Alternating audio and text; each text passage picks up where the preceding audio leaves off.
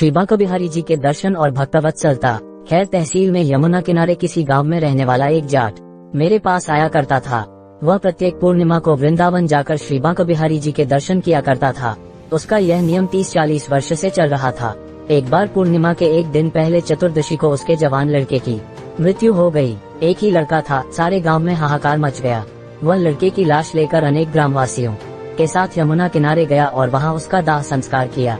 इस कार्य से छुट्टी मिलने पर जब सब लोग लौटने लगे तो वह बोला, भाई जो होना था सो हो गया, आप लोग घर जाएं।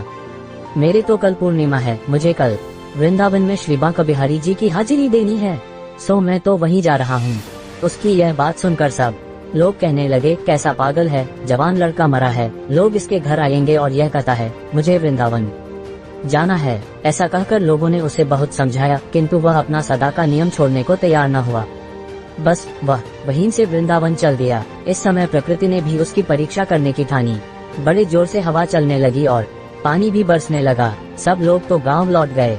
वह यमुना पार करने के लिए घाट पर आया, किंतु मल्लाह ने ऐसे तूफान के समय नाव ले जाने से साफ इनकार कर दिया। जाट को पुत्र शोक तो था ही, अब सदा की भांति कल पूर्णिमा को प्रातःकाल श्री बांके बिहारी जी के दर्शन नहीं हो सकेंगे, इससे और भी हृदय घबरा उठा। वह अत्यंत शोकाकुल हो उस मल्लाह की कुटी में ही पड़ा रहा। जाट प्रतिमास चतुर्दशी को ही वृंदावन पहुंच जाता था। अतः इस और बांके बिहारी जी के गोसाई जी ने भी रात के 12 बजे तक उसकी प्रतीक्षा की। जाट ने देखा कि वह वृंदावन पहुंच गया है। सदा की तरह वह रात्रि में ही मंदिर में पहुंचा है और पुजारी जी ने उसे प्रसाद दिया है और वह प्रसाद पाकर सो गया है। दूसरे दिन जब उसकी आंखें खुली तो उसने अपने को वृंदावन की उसी कुटी में पाया जिसमें वह प्रत्येक पूर्णिमा को जाकर ठहरता था। इससे उसे बड़ा आश्चर्य हुआ और वह सोचने लगा कि मैं तो उस पार मल्लाह की झोपड़ी में सोया था, यहाँ कैसे आ गया।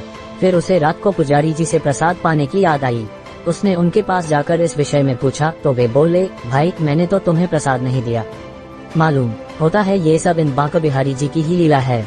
उसने कुटिया में जाकर देखा तो वहाँ प्रसाद के कण और जल आदि भी पड़े थे। प्रभु की ऐसी भक्तवत्सलता देखकर वह विह्वल हो गया और बोला, हाय लाला ने बड़ा धोखा दिया, अब वह जाट मर गया है।